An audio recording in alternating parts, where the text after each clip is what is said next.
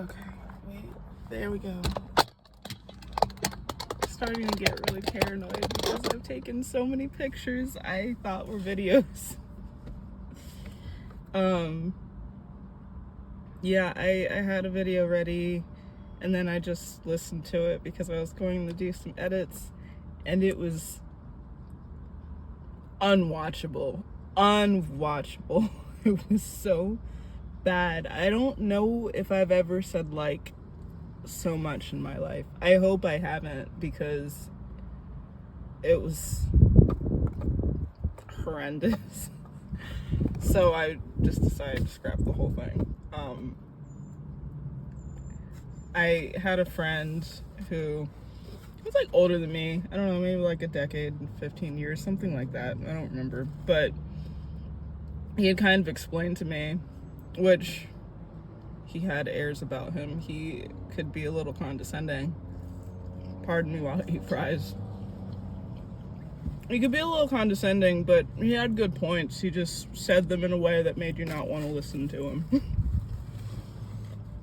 But he was saying that, you know, when you're tired or something, you know, is off and you're compromised to performing at your best, you know, your tired mode is just a regressed form of you. And that's usually kind of like who you were when you were in high school. It's like your default when you can't mask to appeal to everyone or uphold professionalism or, you know, intelligent conversation.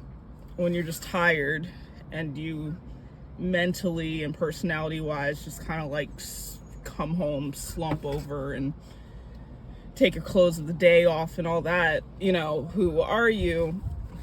And so he said that, you know, that's usually kind of sort of close to who you were in high school. And I could tell in that video I was tired. I went to high school in California. All those likes were just insufferable.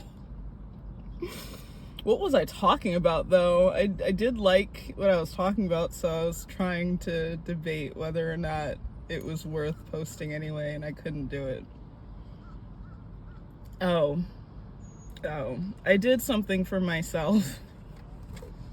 I was on the fence about it a lot, and I don't really know why. I don't have any thoughts about or against it. It just didn't ever really seem for me, and I still don't know if it is or not, but we're gonna find out, you know.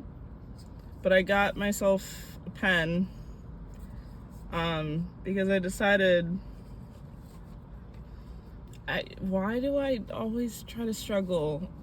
I don't need to raw dog life all the time, and you can't drink all the time. Alcoholism is not cute. I don't have alcoholism and I don't drink a lot, but you also like can't drink a lot, you know. It's not a good sustainable way to escape.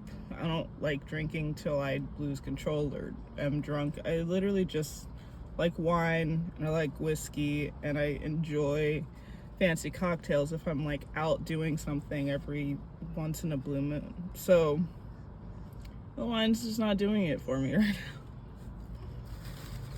I don't know if it's just become too commonplace. I don't think I've tapped out.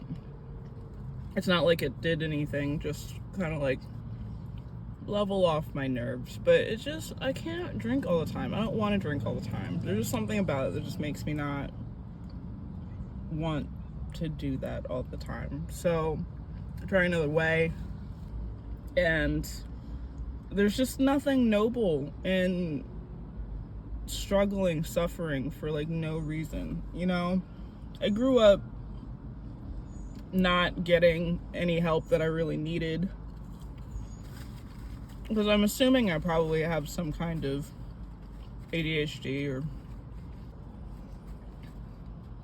I wouldn't say that I'm like on the spectrum or anything, but I would say like there's probably some kind of ADHD going on there.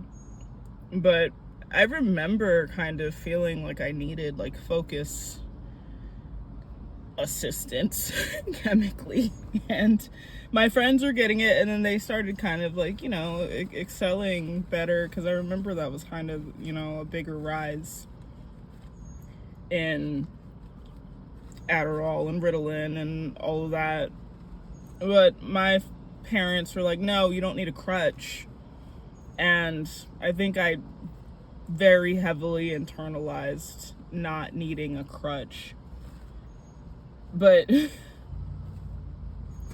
what kind of sense does that? Like, if your leg is fucked up, use a crutch. You need to get around, that just doesn't make any sense. And I think it's kind of screwed me up in a few ways. So I'm trying to unlearn that and stop living life on hard mode for no reason, because there's no reason for it. It's not noble. I'm struggling. And if I'm struggling, that leads to frustration, which will manifest towards how I treat people, and nobody deserves that.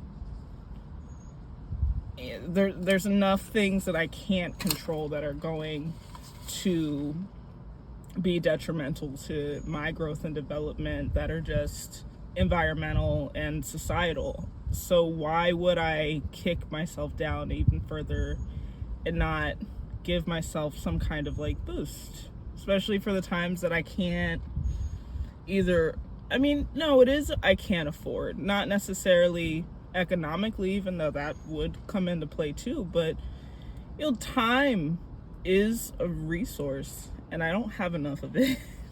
I definitely don't have enough of it to go to a doctor and get the medication immediately. So, I'm not against self-medicating until it gets destructive. Or, there's healthy, moderate self-medication. And then there's escapism. So I'm not trying to escape, but I don't need to make things so hard for myself.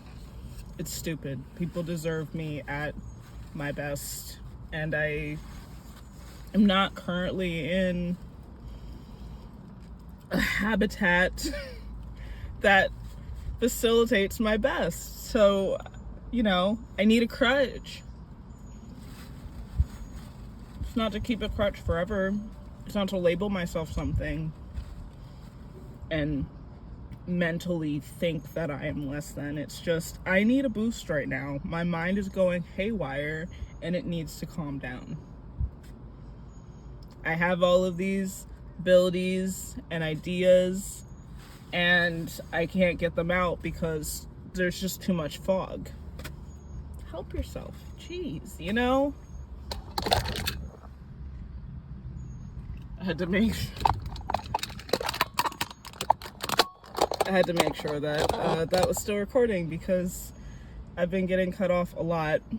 But yeah, and I think I felt more free to do that and think this way and unlearn some of the things that have been instilled in my childhood, is my grandfather passing away. It's not like it isn't sad. It's not like I don't miss him, but when you have people, especially like foundational relationships in your life, that have problems that you are aware of and want to work past and grow beyond, but you still have to interact with that person that facilitates that, you're kind of tethered to that kind of dysfunction. As long as you have them in your life, you're tethered to that dysfunction. Even just them existing and you knowing, I guess it's kind of like anticipating notifications pop up on your phone. Like, I turn off all notifications for everything but text and calls, because I don't want to sit there and be expectant for things and wait for that reward and it drive you crazy. I just want to go about my life.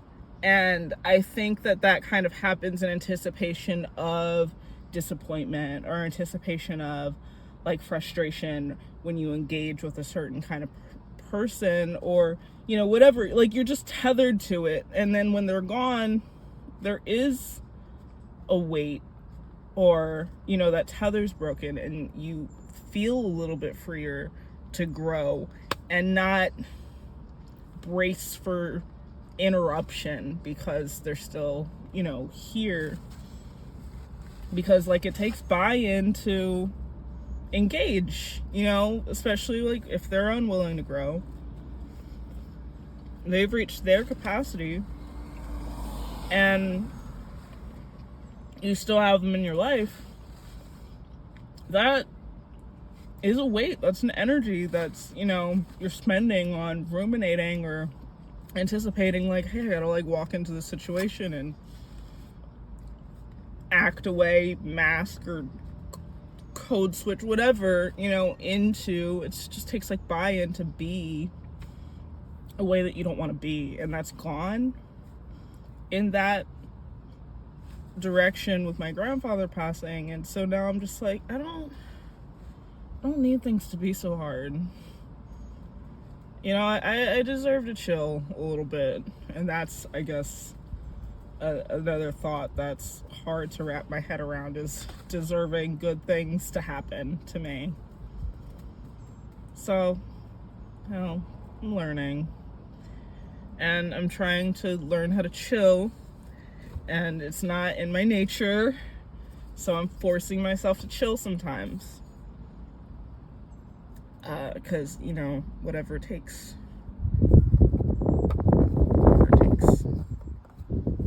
But yeah, that's where I'm at. And I'm eating french fries, and they're really good, and I'm gonna finish them not in your face. Ciao for now.